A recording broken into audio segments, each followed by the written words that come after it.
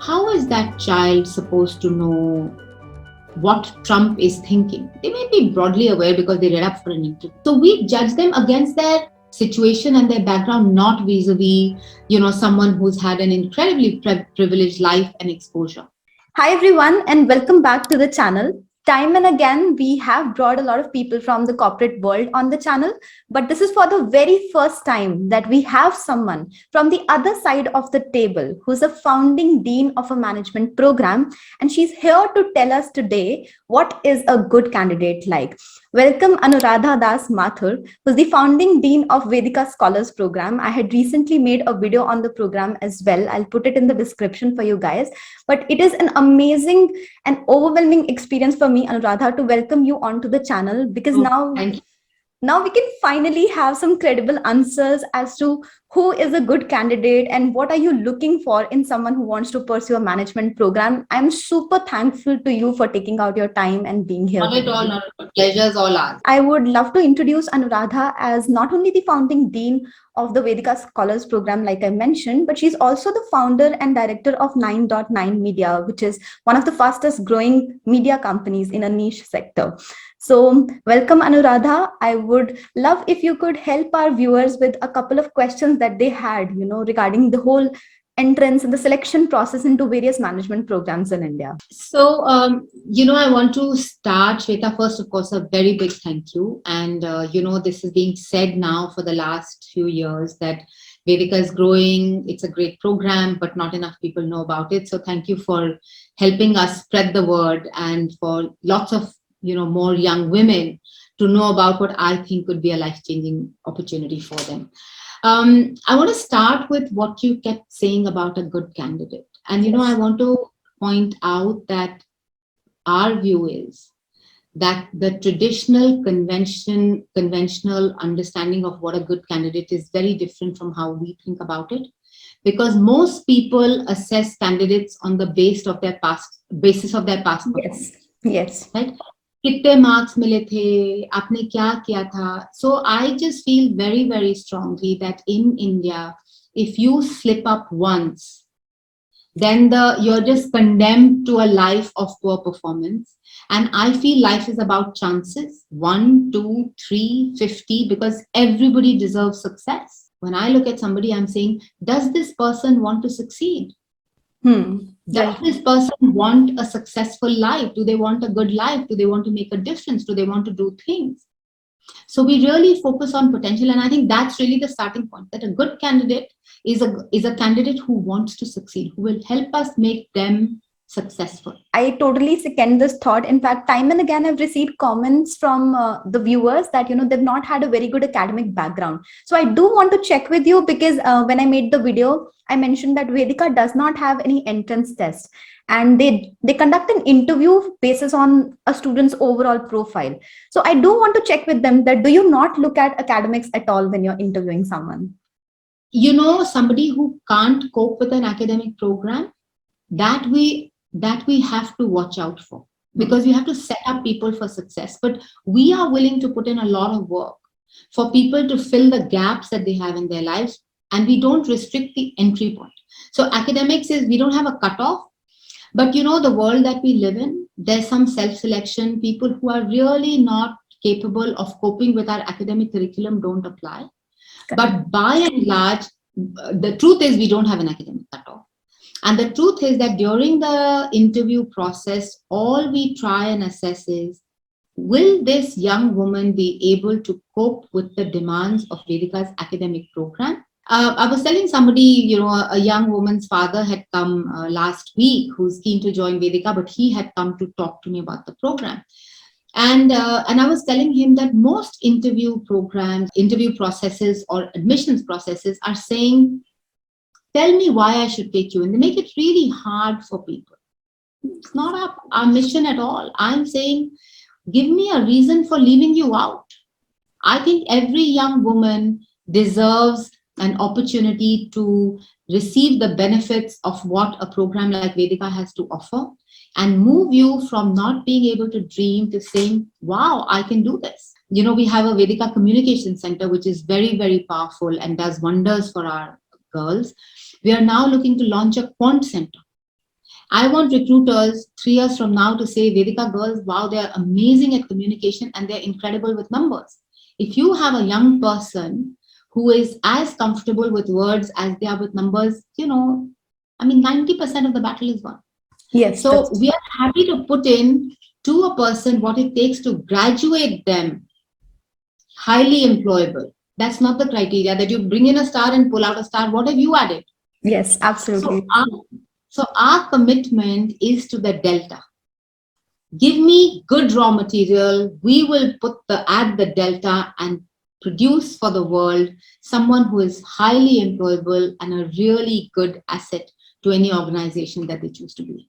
That's a beautiful thought. In fact, you mentioned the con center. I would like to share that I was so scared of mathematics when I prepared for my CAD exam, and I just wish some B school told me that they'll help me work on this aspect while I was there. And you did mention that while interviewing someone, you're just looking for a reason why not to take them, right? You're not looking at why to reject them, but you're looking at the reasons to select them, and at the same time wondering if there's Exactly. anything in that person that makes them ineligible to be a part of the program. So I do want to touch on those parameters of ineligibility, so to say, as to what is a straight no in a candidate for you. If we get the feeling that this is a young woman who is coming to Vedica to get her second degree, but is not really committed to a career and financial independence, we won't take it. Okay. And the reason is that we put in a lot of effort in those 18 months for the transformation journey. We still subsidize the program. I think our resources to go towards women who are genuinely keen on a career. They understand the importance of financial independence, they are committed to it, and we are going to make them live that dream. So that, to me personally, and I think now to everyone who interviews for Vedica, is a clear no. I think the other things that are a no-no are people who have not spent time reading about what they're applying for. In India, there's such a mela in applying for programs that we have applicants who don't know what Vedica is, what it has to offer, why they want to be here. I mean, if you're putting in the effort, then we will put in as much and more. But if you didn't read up about the program, you don't deserve to be here. So I think really it's, outcomes are often not in our hands. Inputs are. So I think someone who comes without having put in the requisite inputs, no. But I think the really big flag for us is someone who we think is just tootling into the program to have a little bit of fun, get a degree, and then, chuck it. I think when I had last made a video on Vedica, I had read it on your website that there are different rounds. So I think the third round is probably going to get over soon, right? I mean, somewhere close 4th to April. 4th April. Yes, I read it there, the deadline. So the fourth round and the final round is of the admissions is going to begin. So now when you're going to be interviewing candidates, right? Could you share, if it's possible for you to share the exact selection procedure? Let's say I apply to Vedica, I get a call from you. What should I be prepared to answer? Like, what are some questions that you're going to ask me? We try and assess our candidates first, like I said, on promise and potential. How hungry are they to participate in the workforce? How hungry are they to change the place that they are in to get to somewhere that they want to? The Vedica admissions process is not, oh, Shweta, let me keep her on hold because somebody better may come. It's not comparative. Okay. It is assessing Shweta against what is required at Vedica. So it's a rolling admissions process. If we think you should be at Vedica, we will give you admission.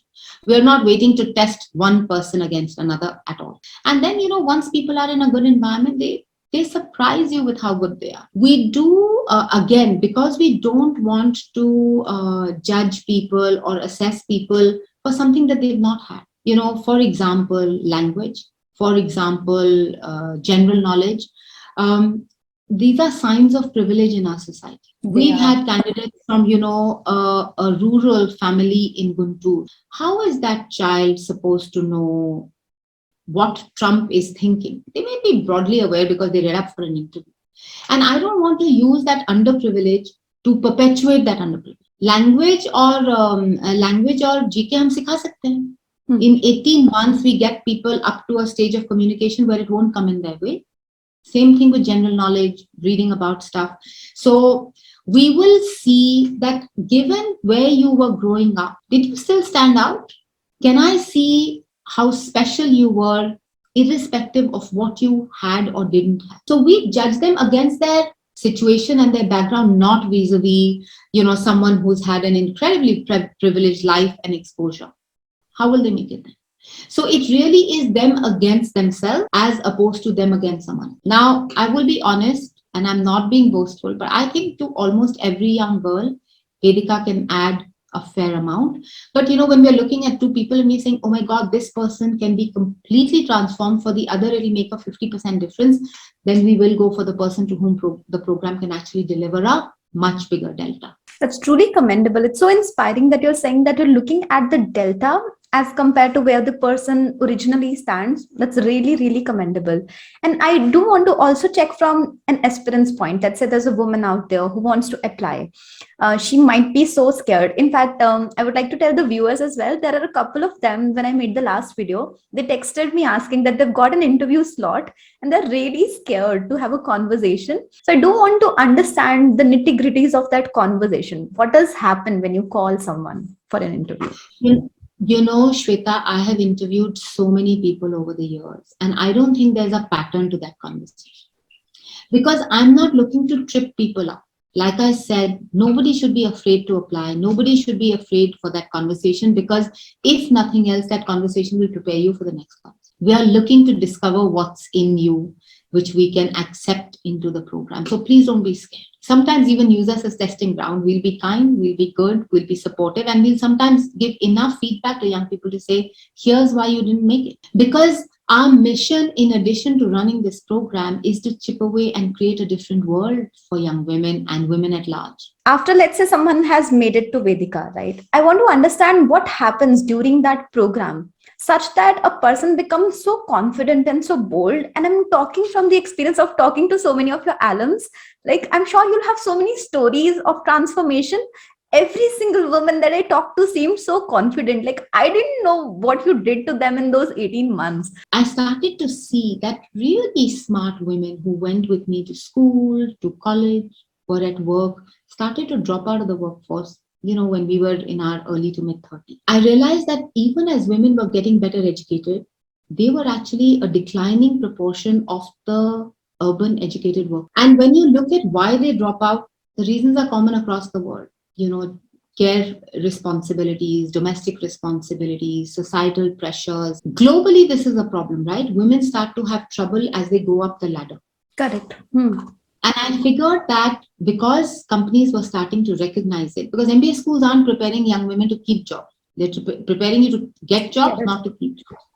Why do they drop out? Because they face very similar problems everywhere. So we looked at the curriculum of all of these all-women's executive education programs. We created a module and we said, our young women should go into the world with these competencies already. Correct. And in that is a very strong, there's a very strong focus on basically helping you not quit. Yeah, kids are young, quit. Child is not well, quit. Maid has run away, quit. Husband has got transferred, quit. Now parents are getting older, quit. So the message constantly is to quit. Take a break and then come back. We all know from research it's impossible to come back. Yes. So we are teaching using all of these things: confidence, negotiation skills, the ability to have difficult conversations, problem solve and say, if the children are young, what can I do with my network and my support structure to be able to navigate this? And I think that's really what's different about our curriculum. The girls get confident, and I want to tell you as an aside that the first recipient of their new confidence is me. They negotiate really hard on whether it is their placements, whether it is how much time they want to get off for term, whether it is the menu in the hostel, all of it. So I keep thinking we create these tigers and then we get the first brunt of it. But I'm so grateful for that confidence, because that's what differentiates them going out into the world, and combined with almost brainwashing them to say, don't quit. In fact, I think I talked to one of your alums, and she was mentioning about the shadow mentorship program, and she was sharing her experience of having learned a lot from the personal life of the mentor. Not only the professional life, but I think that tied to the personal life as well, which brings in a lot of these elements of learning how to face the challenges that you face on the job. We have combined what a summer internship would give to a young person along with what women's leadership can look like. And the shadow program is in that sense fantastic, because you one get a mentor for life, you get access to their network, but you also get to watch them on a daily basis and see how they navigate their lives. Personally, Shweta, I'm a big proponent of these are not two lives. I'm one person and I integrate personal, professional, social commitments into me. So it's nice to see how you live an integrated life. One very quick other thing, Shweta, that when the girls come back, everybody has one shadow mentor. Yes. When they come back from their shadow, they all share their experiences. So every scholar has exposure to 70, 100 leadership styles. You and I don't have to be the same. Correct. Even as women, professionals and leaders, right? Some are strong, some are tough, some are easygoing, some are relaxed, some are casual, some are not. Some are Western, some are Indian, some are loud, some are quiet, some are single, some are married, some are children. Doesn't matter. And the messaging after the shadow is you can be who you are and still be successful. It's really beautiful what you said. In fact, I was about to ask you, I think probably would have been a wrong question.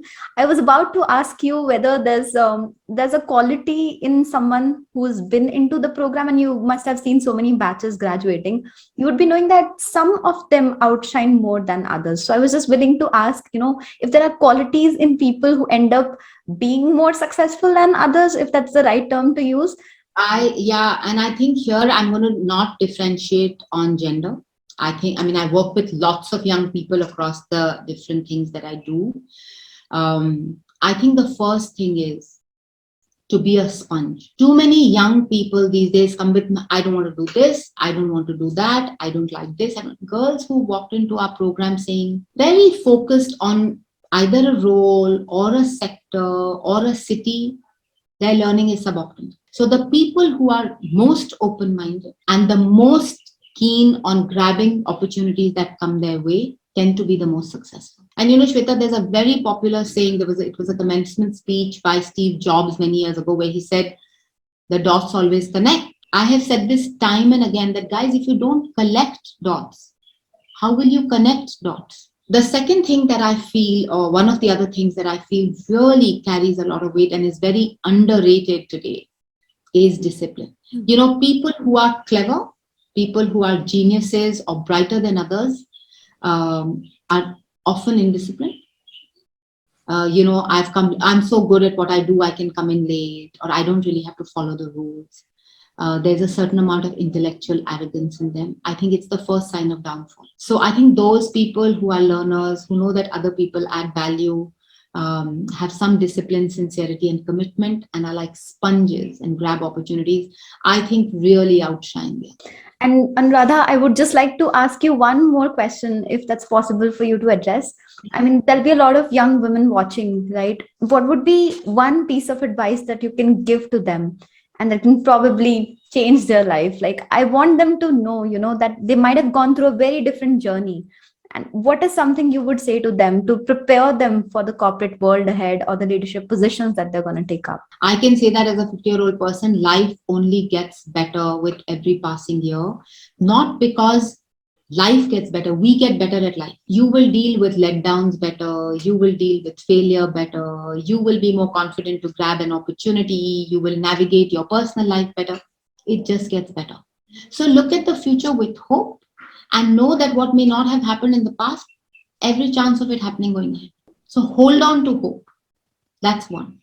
The second thing I want to say is that as young women in India, we are often brought up to believe that working or financial independence for women is a choice, for men it isn't. Please throw that out the window right now. Financial independence is probably the most important thing for any young woman, for anybody actually, because I believe that dignity and dependence don't go hand in hand. Who you want to be living a life that works for you becomes that wee bit easier if at least you're not dependent on someone for your living every day. I hope that people will take away something and encourage lots of young women to pursue what Vedica has to offer, whether at Vedica or outside, doesn't matter.